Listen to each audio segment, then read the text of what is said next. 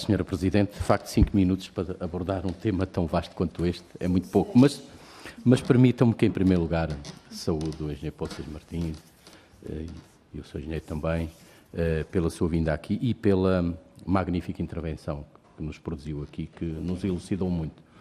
Estou habituado a ver o engenheiro Poças Martins como sendo um senador desta área, de alguém que é de facto um expert nesta matéria, pelas provas dadas ao longo da sua carreira profissional e daquilo que tanto fez para que hoje tenhamos um setor da água mais sustentável, mais avançado, com coberturas excelentes e qualidade excelente em Portugal, sobretudo para consumo humano. O que nos traz aqui é um tema que é um tema crucial para Portugal. Portugal, enfim, partilha alguns rios internacionais, os seus principais rios, o Tejo, o Douro e o Guadiana, vamos falar no Lima e no Minho, mas enfim, estes três são os fundamentais, e que constituem mais de metade da reserva de água que entra em Portugal. E estamos a jusante, não estamos a montante. E a montante temos um país, que é a Espanha, que faz da gestão da água e das massas de água uma política muito bem articulada no sentido de a distribuir por todo o seu território, tendo uma política transvases que é muito avançada, como o Sr. engenheiro aqui referiu e bem.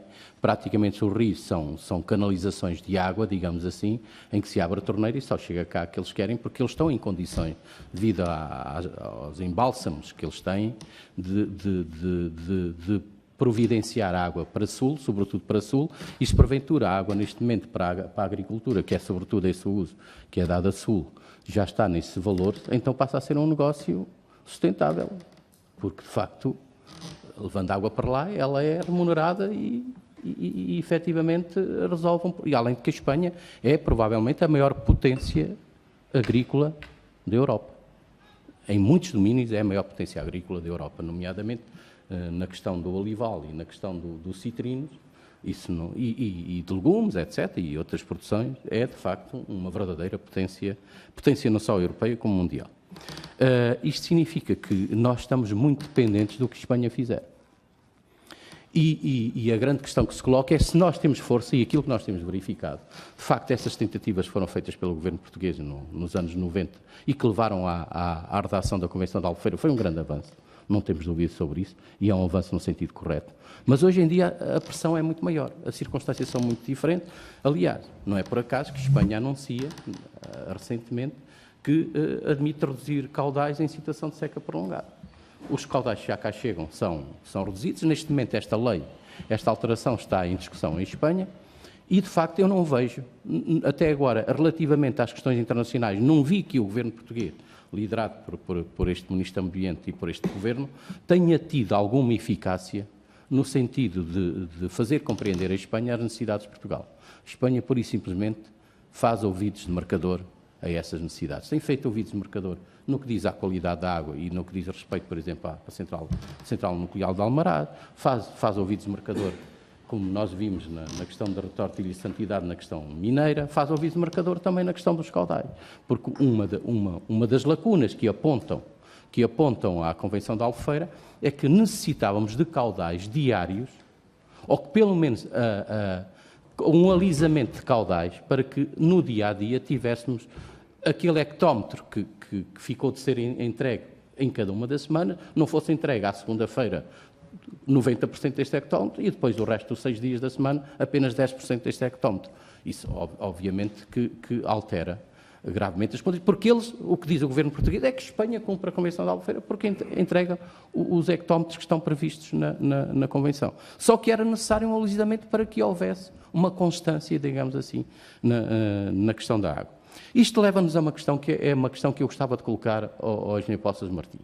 Acha que faria sentido que esta questão, que cada vez mais, não é só em Portugal e Espanha, cada vez mais na Europa e no mundo, vai assumir uma importância vital, que houvesse uma política integrada europeia de regulação dos rios internacionais, em que os países, em certa medida, delegassem, podia ser na União Europeia, podia ser noutra entidade, uma entidade reguladora europeia, em que delegassem a sua soberania sobre os rios internacionais, ou parte significativa dessa soberania, no sentido de haver uma regulação mais equitativa, mais equilibrada e que tivesse em conta os interesses, que são os interesses dos povos e das populações dos países, independentemente de um rio atravessar 2 países ou atravessar 8, 9 ou 10, como acontece em alguns rios europeus, faria sentido caminharmos cada vez mais e lutarmos cada vez mais para delegarmos essas competências, porque cada país olha só para os seus interesses.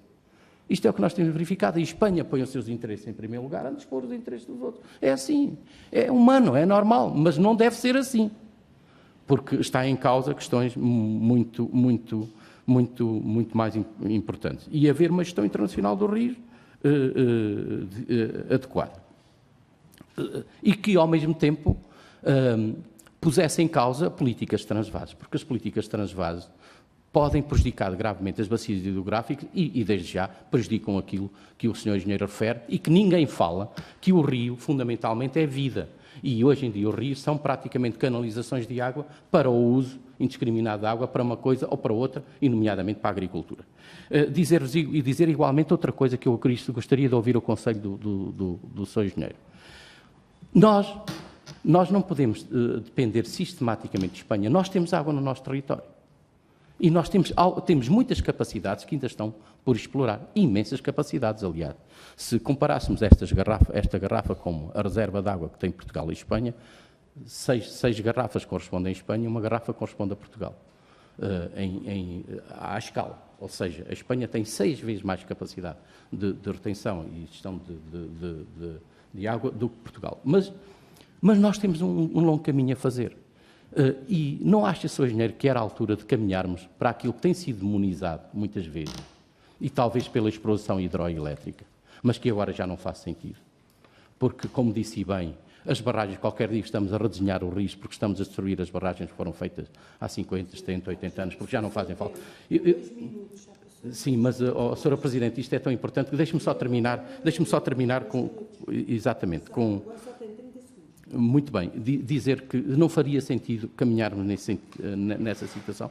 E, finalmente, que é uma questão de fundo, que é a questão do uso eficiente da água. Eu creio que a questão do consumo humano em Portugal está resolvida.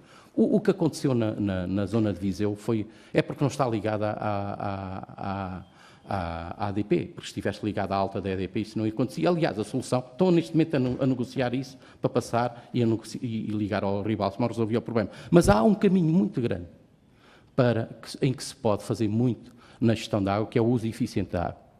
E o uso eficiente da água, quer na agricultura, também na agricultura. E, nomeadamente, esta coisa de andar a subsidiar a água e que os agricultores consomem mais de 70% da água que está disponível.